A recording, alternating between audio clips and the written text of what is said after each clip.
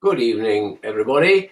I'm Brian John, and a word of welcome to episode 4 of the Angel Mountain Show.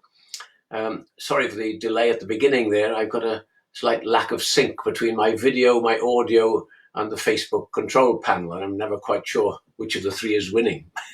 Anyway, this evening I want to talk a little bit about the angels and Martha's relationship with the angels in the Angel Mountain Saga. So let's begin at the beginning. The mountain, of course, the mountain of the stories, the Angel Mountain Saga, is the little mountain of Carningley.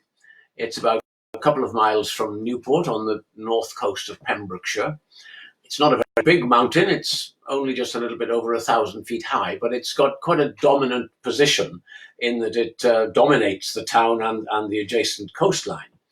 And so for a very long time, it's had a tradition, I suppose, of sacredness because it is accessible.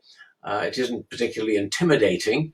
And there is a wonderful view across the surrounding countryside from the summit. And some people think that the sacredness of the mountain and its association with sacred beings actually goes back to beyond Christian times. It may be that in the Iron Age, for example, the mountain was used as a site of worship, although there was a settlement originally on and near the summit of the mountain. But really, the sacredness of Angel Mountain, or Carningley, was established in the Age of the Saints, when the local saint, who was called St. Brunach, established a little monastery not far from Newport in the village of Nevern. And this monastery was on the pilgrim route between Mid Wales and St. David's, which was already developing as a place of pilgrimage because of its association with St. David, of course, Dewi Sant. Many pilgrims stopped at the little monastery in Nevern. And Brunach was not particularly fond of large crowds of people, and according to legend, he would occasionally retreat from the monastery and go up onto the summit of Carningley, only a couple of miles away. And on the summit, he would fast and meditate and commune with the angels. That's the story that's been passed down. And that's entrenched in local folklore. And of course, it explains the name. Carn means a rocky summit or a rocky crag. Ingley is thought to be the Old Welsh for angels. So the mountain of the angels, quite literally. After the Middle Ages, the mountain became established as a sacred site, I think. And of course, that tradition continues right through to today, because very often up on the summit, you will find little bunches of flowers, for example, or you'll find the ashes of a loved one who's died and has asked specially in their will for their ashes to be scattered on the summit.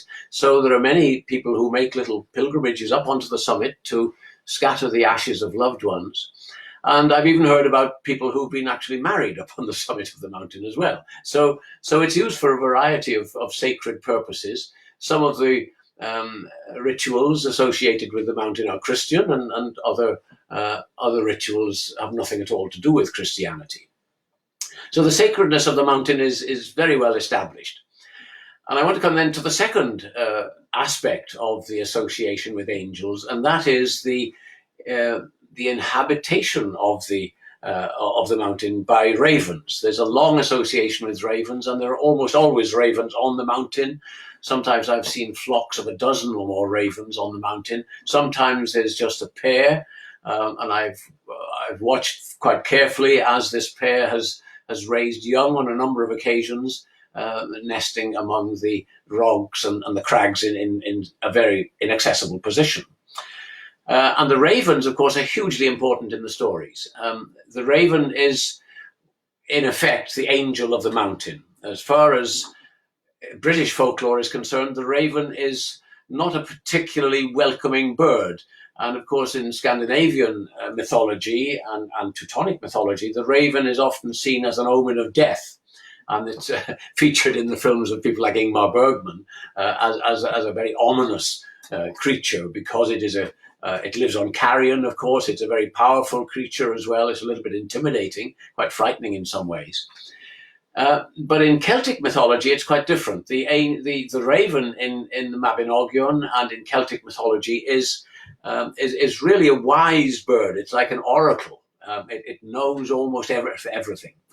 And so I was quite interested in developing the idea in the stories that the raven is effectively the guardian of the mountain and the angel of the mountain that actually looks after Martha. Martha originally doesn't appreciate that the raven is looking after her. She's a little bit frightened of the raven herself the first time she meets it, and she's rather surprised when the raven quite literally discourages her from jumping off a cliff and committing suicide. But the raven remains in the stories, and the raven is also associated with Joseph Harris the wizard, who is also keeping an eye on Martha, and the raven acts as a messenger sometimes, passing messages between Joseph Harris the wizard and Martha, informing Joseph sometimes of what Martha is up to, so that Joseph can actually rush off, jump onto his white pony and gallop off to Plas Ingley, where Martha lives, in order to rescue her from some disaster or other. So these features, the mountain itself, the sacredness of the mountain, the presence on the mountain of the black angels in the form of these ravens, these features go right through all of the stories, as indeed the title implies. There are other angels as well in the stories, and of course these angels are mostly normal people. They don't have wings, and they don't dress up in long white nightgowns or anything. And in the story, they are responsible essentially for looking after Martha. Martha is completely incorrigible. She's an infernal busybody, really, who cannot resist getting involved in all sorts of things that she should really stay well clear of. So in her family, we have a number of angels, including David, her husband's grandparents, grandmother Jane and grandpa Isaac. They keep her on the straight and narrow as best they can. And David himself, of course, and the other men in Martha's life, they act essentially as angels as well, trying to keep Martha out of trouble, not with great success, it has to be said, much of the time. And then there are the servants as well. A number of her servants, I think we could classify as angels, if we're looking for symbolism.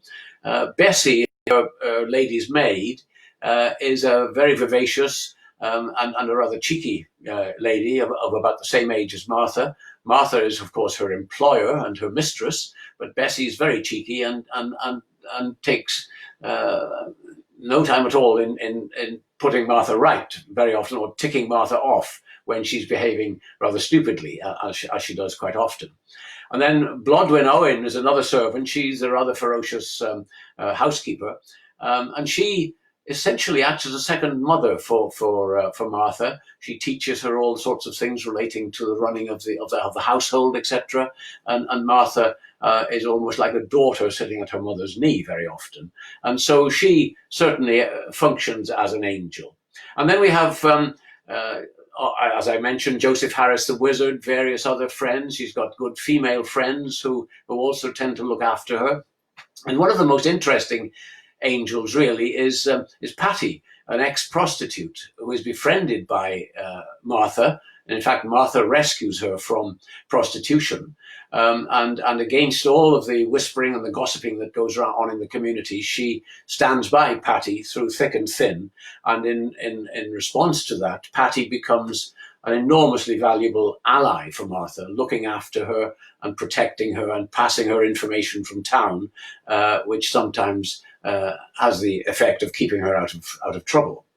And then she has another group of rather interesting angels as well, and these are the low life, if you like, the members of the low life in Newport, led by an interesting character called Skiff Abraham, who's into a little bit of smuggling and a little bit of piracy and a little bit of this, that, and the other, extortion, petty crime.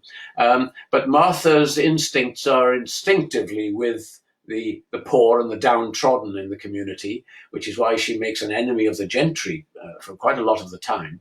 And Skiff and his colleagues take it upon themselves to look after Martha in many different situations, and they rescue her time and time again from a number of different episodes where some of which are actually life-threatening as far as Martha is concerned. Now, Martha doesn't see any of these people as angels, essentially, because her Christian belief is somewhat flexible, shall we say, and she doesn't actually recognize herself that that she has these angels who are looking out for her all the time. But she does have a rather mystical belief in the sacredness of the mountain. For example, she looks on the mountain as a cathedral, effectively, and she has this extraordinary relationship with the mountain, in which she sees the mountain as a part of her. She is a part of the mountain. And this is all tied up, of course, with the Welsh concept of hiraeth and the sense of place, the belonging, this enormously emotional and powerful sense of belonging in a particular place. And Martha feels this very, very strongly indeed.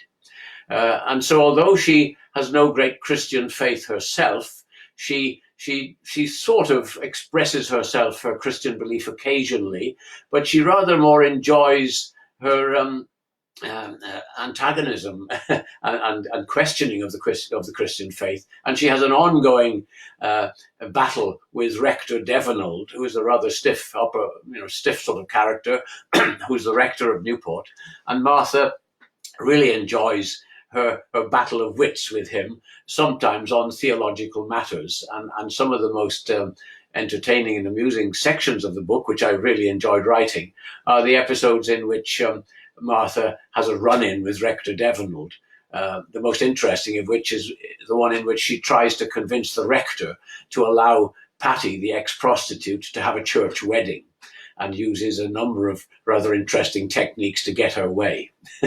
So that's enough for the moment, I think, about angels and about Martha's relationship with the mountain and the symbolism of the angels and the sacredness of the place.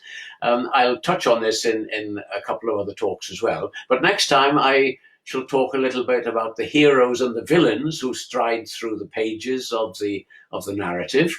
And then I'll also say a little bit in another section, in another talk, about Martha's character herself.